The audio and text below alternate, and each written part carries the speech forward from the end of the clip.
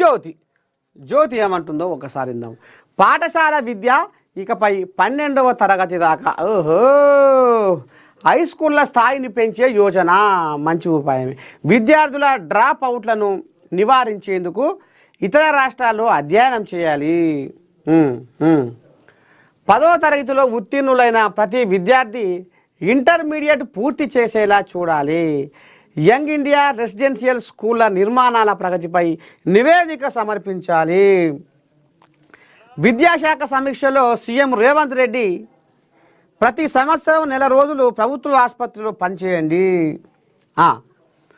రాష్ట్రంలో ప్రస్తుతం 10వ తరగతి వరకు ఉన్న పాఠశాల విద్యను ఇకపై 12వ తరగతి వరకు పొడిగించాలని ప్రభుత్వం ఆలోచన చేస్తుందట.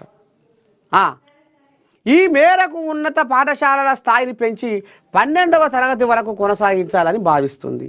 ఈ అంశంపై అధ్యయనం చేయాలని ముఖ్యమంత్రి రేవంత్ రెడ్డి అధికారులను ఆదేశించారు.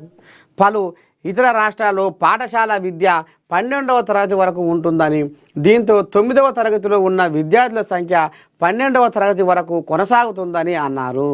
కానీ తెలంగాణలో 10వ తరగతిలో విద్యార్థుల సంఖ్య ఎక్కువగా ఉంటున్నా, మంచి ఫలితాలు వస్తున్నా, ఇంటర్మీడియట్ రాష్ట్రాల్లో పాఠశాల విద్య 12వ తరగతి వరకు ఉండడం వల్లే డ్రాప్ అవుట్ల సంఖ్య తక్కువగా ఉంటుందని అధికారులు బదులిచ్చారు. దీంతో ఇంటర్మీడియట్ వేరుగా ఉన్న రాష్ట్రాలు పాఠశాలల్లో 12వ తరగతి వరకు ఉన్న రాష్ట్రాల్లో అధ్యయనం చేసి సమగ్ర నివేదిక సమర్పించాలని సీఎం ఆదేశించారు. ఈ విషయంలో విద్యా కమిషన్, ఆ విభాగంలో పనిచేసే స్వచ్ఛంద సంస్థలు, పౌర సమాజం సలహాలు సూచనలను పరిగణలోకి తీసుకొని ఈ రకంగా మొత్తానికి పాఠశాల విద్య ఇకపై 12వ తరగతి దాకా 1 నుంచి 10 దాకా ఉన్న బడులకు ఇప్పుడు 12వ తరగతి దాకా పొడిగించాలనేది రాష్ట్ర ప్రభుత్వం ఆలోచన చేస్తుందట. మొత్తానికి అయ్యా, పడవబడిపోయిన పాఠశాలలకు ప్రాణం పోయిర్రి, సౌలతులు లేని పాఠశాలలకు జీవం పోయిర్రి.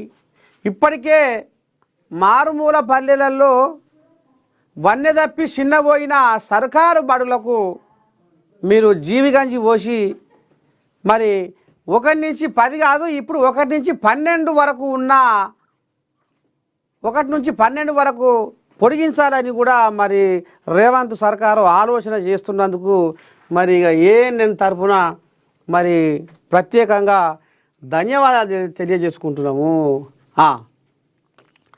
దా ఓ మనవరాల దా, ఏం సంగతి? 5 ఏళ్ళు నేను అది చెప్పుకుని వెళ్ళాకనే